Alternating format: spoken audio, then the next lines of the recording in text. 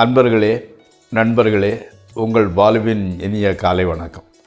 இன்று 26/2/2024, அதாவது மாசி மாதம் 14ஆம் தேதி திங்கட்கிழமை, துதியை திதி, உத்திர நட்சத்திரம்.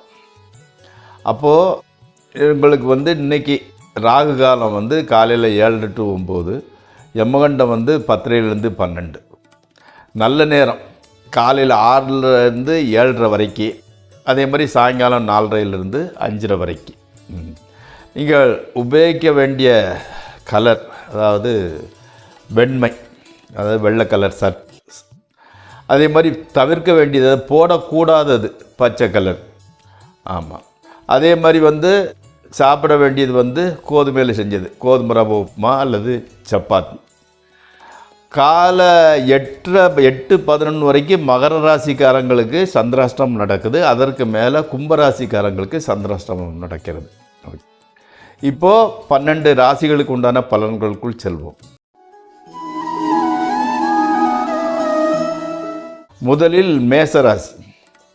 இன்றைய பொழுது சுறுசுறுப்பாகவே கழிகின்றது. ஓகே, காதலர் ஒருத்தருக்கு ஒருத்தர் கிஃப்ட்டை கொடுத்து பரிமாறிக்கொள்கிறீங்க, சந்தோஷமாக தான் பேசிக்கிறீங்க. ஆமாம். உங்களது கம்பெனிலேயே வேலை பார்க்கவங்களோட லவ் பேர்ட்ஸ் வர்றதுக்கு வாய்ப்பு இருந்துக்கிட்டு இருக்குது.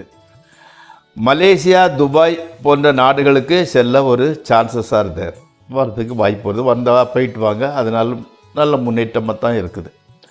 அடுத்து ரிஷபராசி. முஸ்லீம் நண்பர்கள் முன்னால் பண உறவு வரப்போகிறது. சொந்தக்காரர்கள், அதாவது உங்கள் சொத்துக்களில் முதலீடு செய்ய வாய்ப்பு இருக்குது.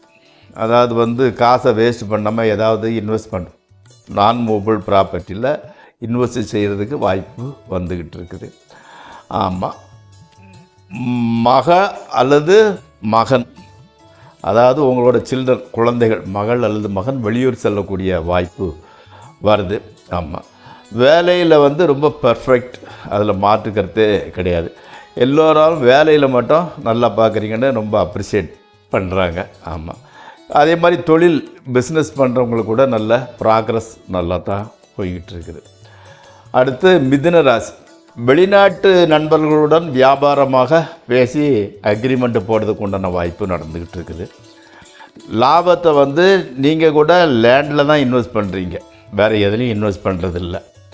அம்மாட்ட மாத்திரம் சின்ன பிரச்சனை வந்துக்கிட்டு இருக்குது. தொழில் நல்ல ப்ராக்ரஸ் நல்லா போய்கிட்டு இருக்குது.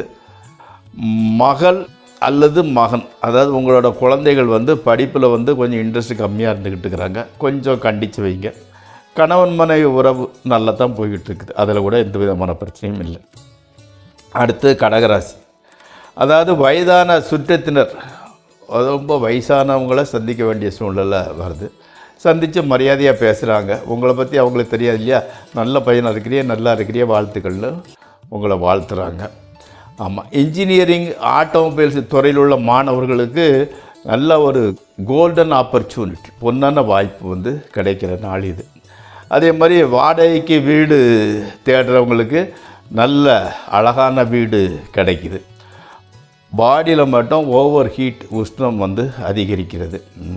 அதனால் மோர், இளநீ இந்த மாதிரிப்பட்டதை ஜாஸ்தி யூஸ் பண்ணிக்கோங்க, எடுத்துக்கோங்க. அடுத்து சிம்மராசி. ஸ்கின் சம்பந்தப்பட்ட சின்ன பிரச்சனை தலை தூக்குது.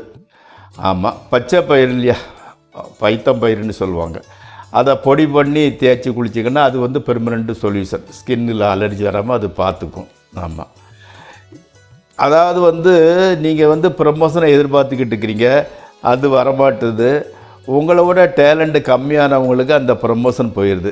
அதனால் கொஞ்சம் டென்ஷன் ஆகிட்டு இருக்கிறேங்க. உங்களோட சுப்பீரியர்ஸ் உங்களை சமாதானப்படுத்துறாரு, பரவாயில்லப்பா அப்படி ஆகிடுச்சு, இப்படி அடுத்தல உங்களுக்கு வாங்கி கொடுக்குறேன், நான் ரெக்கமெண்ட் பண்ணுறேன், நீ எதுக்கு டென்ஷன் பண்ணுறங்கிற மாதிரி உங்களை சமாதானம் பண்ணுறாங்க. அப்போ கொஞ்சம் இயல்பு நிலைக்கு வர்றீங்க. அடுத்து கன்னியாராசி. பணம் தனியாக செலவாகிக்கிட்டு இருந்துக்கிட்டு இருக்குது. ஆமாம். உங்கள் வீட்டுக்கார அம்மா அல்லது வீட்டுக்கார ஐயா அவங்களோட உடல்நிலையில் கொஞ்சம் கவனமாக இருந்துக்கோங்க. காலில் நடக்கும்போது அந்த பாதத்தில் கொஞ்சம் வலி வருது. திருமணமாகாதவங்க வந்து எப்படின்னா அந்த யங் ஸ்டேஜில் இருக்கிறவங்க வந்து காதல் வயப்படுறதுக்கு, அதாவது லவ் அஃபேர்ஸ் வர்றதுக்கு வாய்ப்பு இருந்துக்கிட்டு இருக்குது. ஆமாம், அதாவது வந்து காமர்ஸ் செக்ஷனில் உள்ளவங்களுக்கு வந்து இன்ட்ரெஸ்ட்டு படிப்பில் கம்மியாக இருக்குது. அதாவது பிகாம், பிபிஏ அந்த மாதிரி காமர்ஸ் சம்மந்தப்பட்ட துறையில் உள்ளவங்களுக்கு கொஞ்சம் இன்ட்ரெஸ்ட்டு கம்மியாக இருந்துக்கிட்டு இருக்குது. அடுத்து துளாராசி. வீட்டில் உள்ள நெகட்டிவ்லாம் போனது மாதிரி ஒரு ஃபீலிங், ஒரு பாசிட்டிவ் அப்ரோச், மனசுக்குள்ளே ஒரு உற்சாகம் வருது. வீட்டில் உள்ள நெகட்டிவ்லாம் போனது மாதிரி ஒரு ஃபீலிங் இருந்துக்கிட்டு இருக்குது. ஆமாம், நல்லது தானே நடந்துக்கிட்டு இருக்குது. வியாபாரிகளுக்கு கூட நல்ல லாபம் வருது.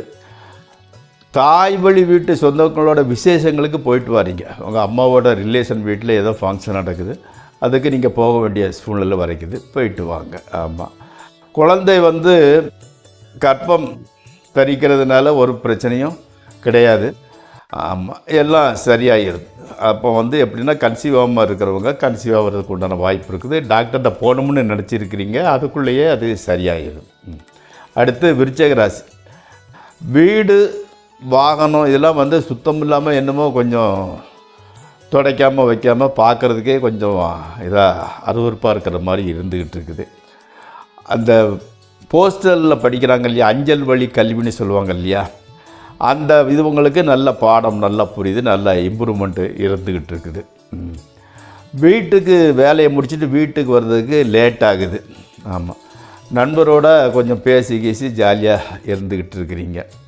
ஆமாம், உங்களது வந்து பசங்கள்லாம் அவங்களோட அட்மினிஸ்ட்ரேஷன் கெப்பாசிட்டியை பாராட்டுங்க. நீ இல்லைடா அதை அப்படி வாங்குற இப்படி வாங்குற, அவங்கள அப்படி வேலை வாங்குற மாதிரி உங்களை பாராட்டுறாங்க.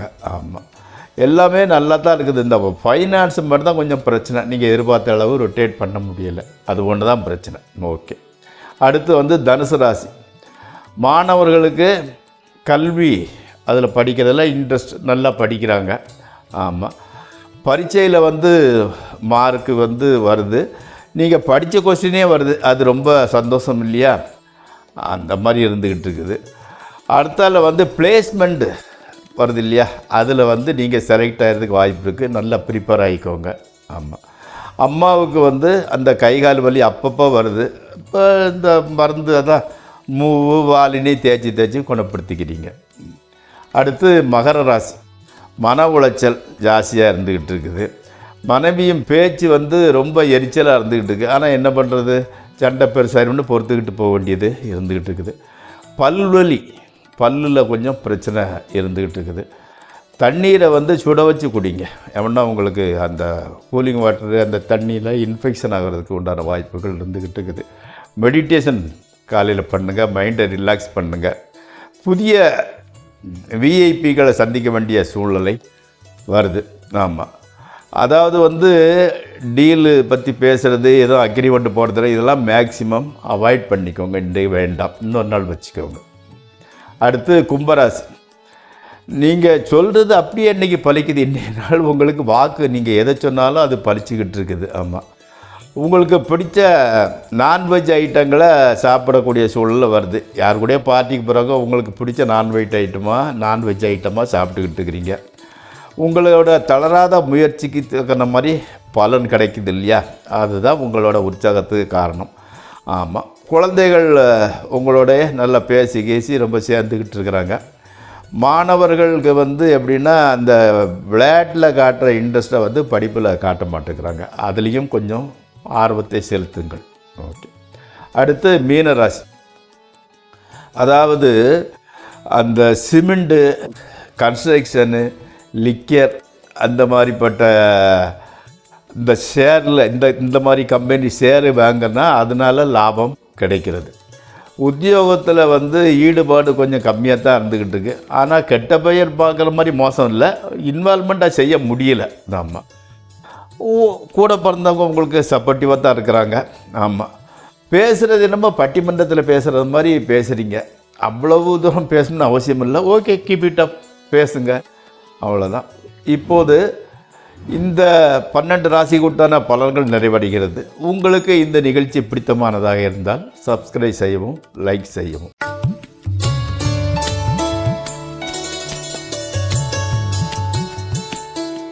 நேற்று குருவை பற்றி சில பாயிண்ட்டுகள் சொல்லியிருந்தேன், இன்றைக்கி கூட குருவை பற்றி சொல்கிறேன். அதாவது ஒருத்தனோட முன்னேற்றத்திற்கு முக்கிய காரணம் வந்து குரு தான். அதாவது கைடன்ஸ்ங்கிறது நல்லபடி அமைந்தால் அவன் வாழ்க்கையினோட போக்கு நல்லபடியாகவே சுமூகமாகத்தான் போகும்.